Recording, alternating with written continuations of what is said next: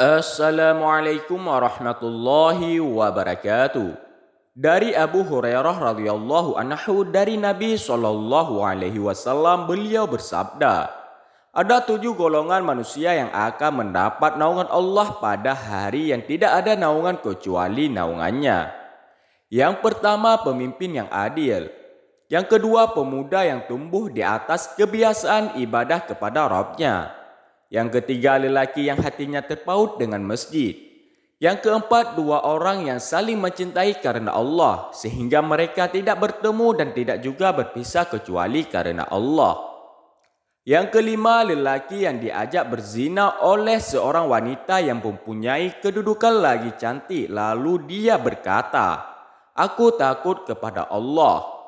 Yang keenam, orang yang bersedekah dengan sembunyi-sembunyi hingga tangan kirinya tidak mengetahui apa yang diinfakkan oleh tangan kanannya.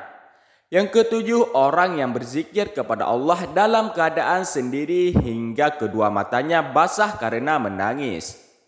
Hadis riwayat Al-Bukhari nomor 620 dan Muslim nomor 1712.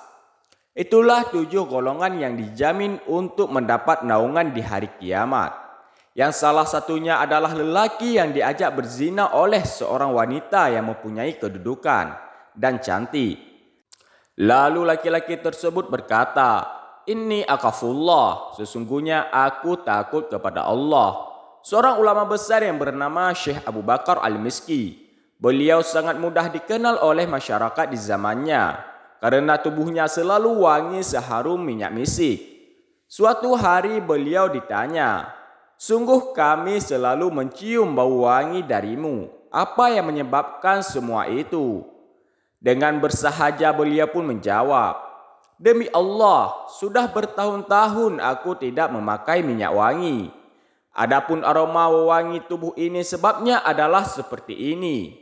Syekh Abu Bakar Al-Miski melanjutkan kisahnya mengapa tubuh beliau wangi misik. Suatu ketika ada seorang wanita yang sangat menyukaiku. Begitu banyak tipu daya yang ia lakukan. Namun saya tidak terpedaya. Maka sampailah pada suatu hari ia memperdaiku untuk masuk ke rumahnya. Lalu ia mengunci pintu dan jendela-jendelanya.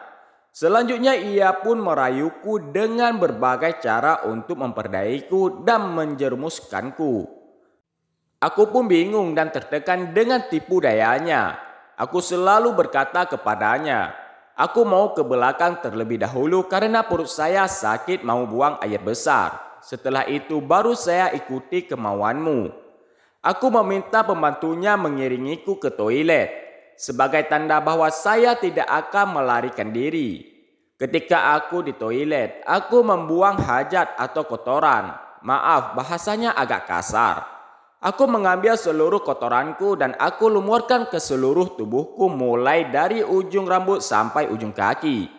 Selanjutnya aku keluar dan menuju ke tempat wanita itu dalam keadaan berlumuran kotoran. Nah, ketika ia melihatku, ia pun kaget lalu ia memerintahkan pembantunya untuk mengusirku dari rumahnya. Lalu aku pergi dan membersihkan diri. Pada malam harinya aku bermimpi melihat seseorang berkata padaku, "Engkau telah melakukan apa yang belum pernah dilakukan seseorang selainmu.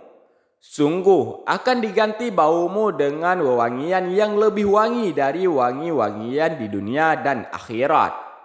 Maka pada pagi harinya aku terbangun dengan wangi kasturi yang keluar dari aroma tubuhku. Yang demikian itu terus berlanjut sampai sekarang. Bayangkan dirimu jika ada di posisi ini. Tidak ada yang melihat dan mendengarmu, kecuali Dia yang Maha melihat dan mendengar. Jadi apakah kau akan membuatnya menjadi saksi atas perbuatanmu?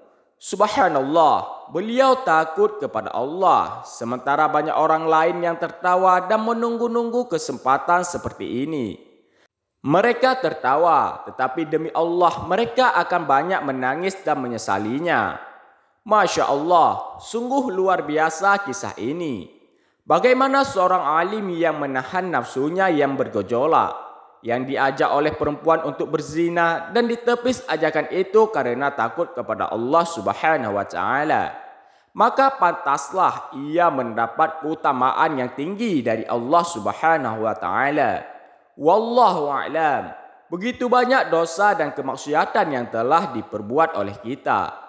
Semoga Allah mengampuni dosa dari diri kita ini dan memberikan kekuatan kepada kita untuk menjaga diri dari hawa nafsu dan selalu melakukan ketaatan untuk mendapatkan keridhaan Allah dan syurga Allah Subhanahu wa taala. Amin.